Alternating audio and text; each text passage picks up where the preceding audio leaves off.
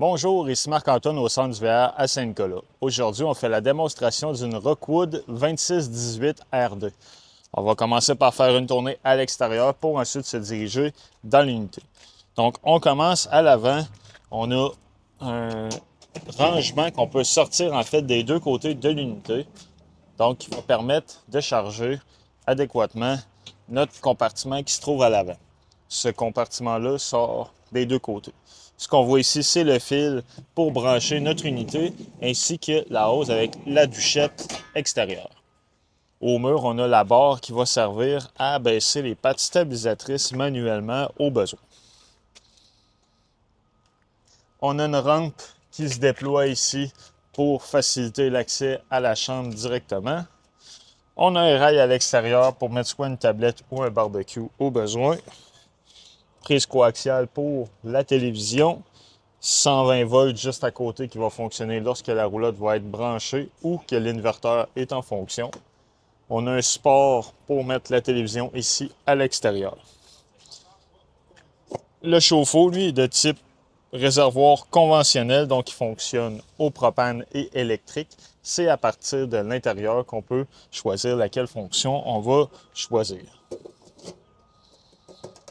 Ce qu'on voit ici, c'est la sortie pour la fournaise qui fonctionne au propane. Même chose à l'arrière, on a une rampe. Et sur l'auvent, sur la tête en avant, il y a un cap qu'on va pouvoir retirer en situation d'urgence. Donc, pour refermer l'auvent manuellement, si jamais on n'a plus de courant pour le faire, on a simplement besoin de retirer le petit cap et à l'aide d'un outil, le refermer. À l'arrière, on a un coffre de rangement, un réceptacle de 2 pouces pour soit mettre rack à vélo ou coffre de rangement supplémentaire. On a une échelle pour accéder au toit, donc on va recommander de monter sur le toit au moins une fois aux 3 mois pour aller valider que les joints d'étanchéité sont bons et que le toit n'est pas endommagé. Ce qu'on veut, c'est prévenir les infiltrations d'eau. On a aussi la possibilité d'installer une caméra de recul qui fonctionne Bluetooth de marque Furion. C'est vendu séparément. La roulotte est préfilée pour en faire l'installation. La prise ici va servir pour connecter notre roulotte. Donc, on a une prise 120 volts, 50 ampères qui se trouve là. L'emplacement ici, c'est pour remplir notre réservoir d'eau fraîche. Donc, lorsqu'on veut être autonome sur la route et utiliser notre propre eau, c'est ici qu'on va la remplir. En dessous, le Fresh Water Drain. Donc, on a une valve blanche qui est juste là, va servir à vider ce même réservoir. On a un coffre de rangement qui se trouve ici dans le slide-out. Maintenant, notre station d'eau. On a l'emplacement ici, le City Water Connection. Donc, c'est là qu'on va connecter l'eau de la ville ou du camping directement. Le tank flush, ça, c'est pour rincer notre réservoir d'eau noire, qui est l'eau de la toilette. Donc, quand on commence à avoir des mauvaises odeurs qui s'accumulent, on peut connecter l'eau directement là, puis à l'aide de jet, ça va rincer l'intérieur. Très important, il ne faut pas l'oublier connecté ici, car ça peut monter dans le réservoir au point de déborder par la toilette à l'intérieur. L'emplacement ici, c'est antifreeze inlet, donc c'est lorsqu'on va hiverniser la roulotte. Ça va être pour mettre l'antigel dans notre plomberie. La douchette à l'extérieur avec l'eau chaude et l'eau froide. En dessous, notre système d'égout divisé en deux. Donc, on a la valve noire qui est du côté droit, qui est l'eau de la toilette, et la valve grise qui se trouve ici.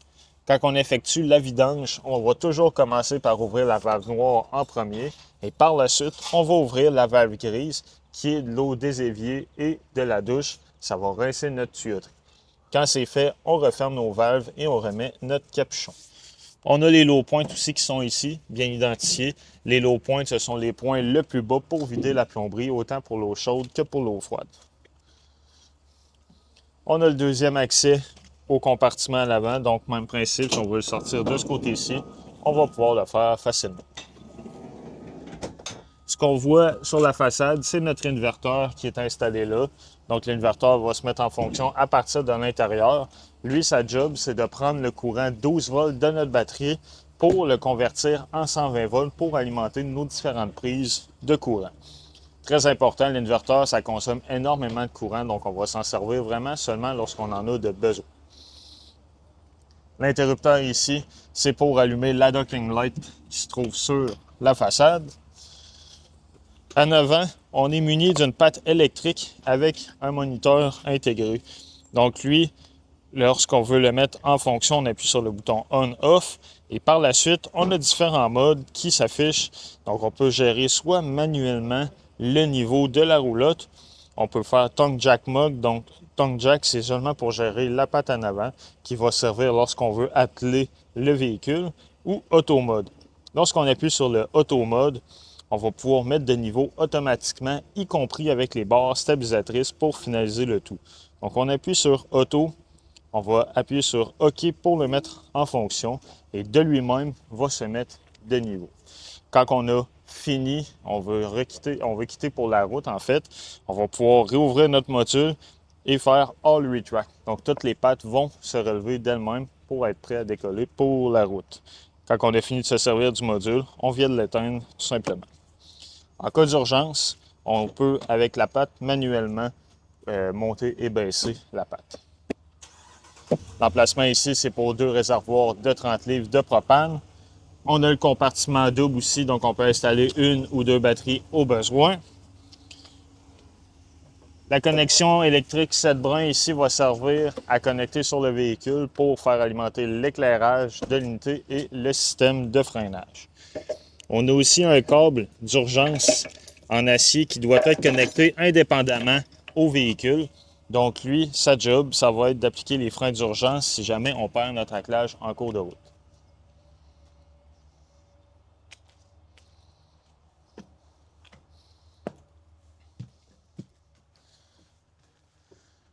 Donc dans notre première porte d'entrée, on rentre dans la chambre. On va avoir des prises de courant de chaque côté du lit et notre contrôle pour l'inverteur qui est là. Donc lui, on a simplement besoin d'appuyer sur le bouton, comme ça ici, pour le mettre en fonction. Ce qu'il va faire, c'est qu'il va donner du courant dans nos prises qui sont bien identifiées, donc inverteur, circuit, chaque côté du lit. Puis il y en a un autre, je crois, qui se trouve plus à l'avant. Donc comme je répétais tantôt, l'inverteur utilise énormément de courant. Donc exemple, le matin, on veut se faire un café. On n'est pas connecté dans notre prise de courant 120 volts, on est sur la route.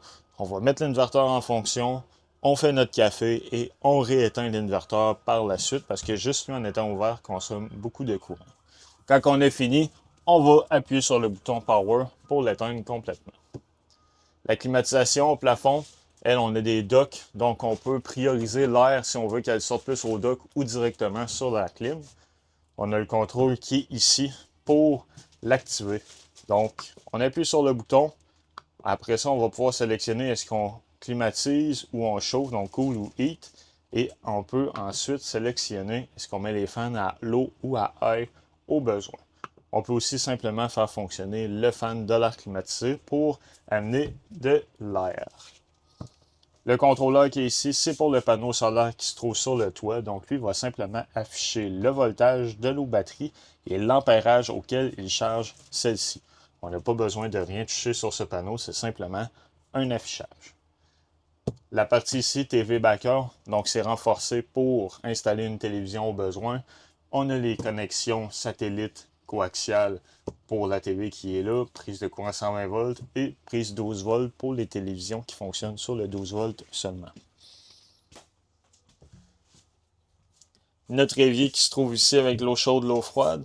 On a une prise de courant GFI, donc avec un reset intégré. Si jamais on n'a pas de courant dans nos prises, c'est un des premiers endroits à venir s'assurer que le bouton est bien enclenché.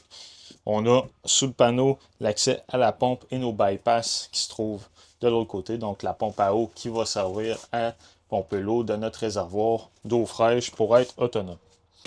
La toilette, elle, fonctionne au pied pour flusher. Dans la douche, on a un système d'économisateur d'eau. La manière que ça fonctionne, encore une fois, lorsqu'on veut être autonome sur la route, on a rempli notre réservoir d'eau fraîche, on veut gaspiller le moins d'eau possible. Donc, ce que ce système-là permet de faire, c'est que lorsqu'on met la valve vers le bas complètement, on ouvre le robinet d'eau chaude, mais l'eau ne coulera pas, elle va simplement circuler. Donc, elle va se rapprocher jusqu'à temps que la partie ici soit légèrement bleutée. Quand c'est fait, on va remettre la valve dans la position vers le haut et l'eau va couler directement sans qu'on ait gaspillé une seule goutte. Dans la cuisine, Même chose, on a un thermostat qui va gérer la zone arrière de la roulotte. Donc, lorsqu'on appuie dessus, on peut sélectionner mode cool ou chauffage et la ventilation. Quand on a besoin, on peut tourner la roulette pour ajuster la température désirée. L'évier se trouve ici. On a des prises de courant supplémentaires. La cuisinière, elle, fonctionne au propane. Donc, lorsqu'on veut la mettre en fonction, on va simplement appuyer et tourner pour ouvrir les gaz.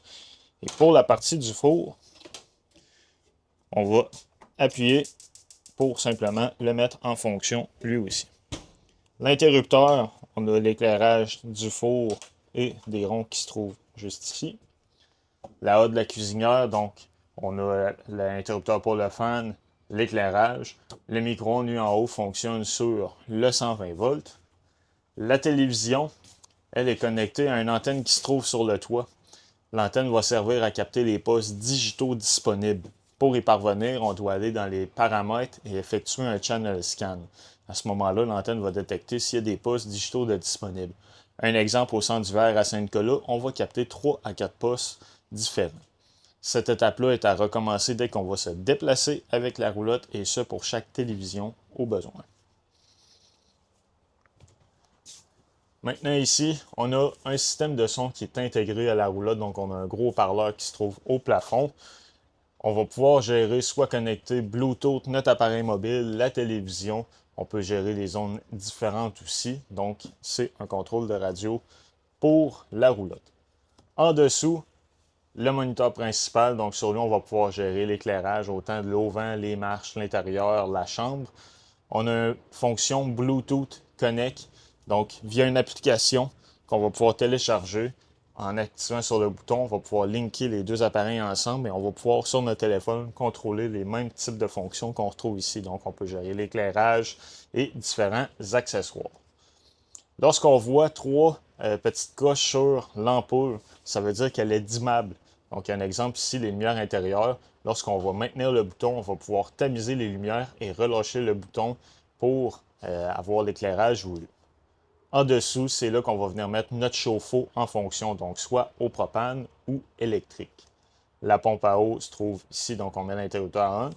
On sort de l'eau. On va recommander d'éteindre la pompe quand on a fini de se servir de l'eau avec celle-ci. Les tanks heaters, ça, c'est des pads chauffants qui sont collés sous les réservoirs d'eau grise et noire pour maintenir une température dans ceux-ci. Donc, si jamais on fait du camping, que la température descend sous zéro, on va mettre les tanks heaters en fonction pour éviter que nos eaux usées gèlent. Ici, l'interrupteur pour ouvrir et fermer l'auvent, ainsi que les deux slide-out qui se trouvent là. En bas complètement, c'est notre panneau de breaker principal. Donc, en haut, on a la partie qui gère le 120 volts et à la gauche, à la droite, les fusibles qui vont gérer le 12 volts. Quand il y en a une qui va être défectueuse, il y a une lumière rouge qui va s'allumer à côté de celle-ci. Dans la partie arrière, notre dinette, il y a possibilité de la convertir en lit. Donc, on a une poignée ici qu'on va pouvoir clencher et appuyer sur la table pour venir la coter sur les appuis de chaque côté. Ensuite, on va repositionner les coussins par-dessus pour avoir un lit supplémentaire. Le fauteuil, lui, on a un coffre de rangement dans le milieu, un chargeur à induction pour les téléphones intelligents et de chaque côté, on a les poignées pour déployer les repose-pieds au besoin. Le réfrigérateur fonctionne sur le 12 volts. Donc, on a le moniteur ici en haut pour gérer la température. On peut le mettre en Celsius ou en Fahrenheit. En maintenant le bouton, on va pouvoir aussi éteindre complètement le frigo au besoin. Particularité, celui-ci s'ouvre des deux côtés. On a la partie du congélateur qui se trouve en bas directement. Au bout de l'îlot, c'est notre détecteur de monoxyde de carbone qu'on voit là. Dans la roulotte, Rockwood fournit un manuel dans lequel on va avoir tous les manuels d'utilisateurs pour les électros, que ce soit pour la télévision, la cuisinière, le réfrigérateur, le micro-ondes, tout le système de climatisation aussi. On va avoir l'information à l'intérieur. Donc, si on va faire de la programmation, on va pouvoir s'y référer. C'est ce qui conclut la démonstration de la Rockwood. Merci.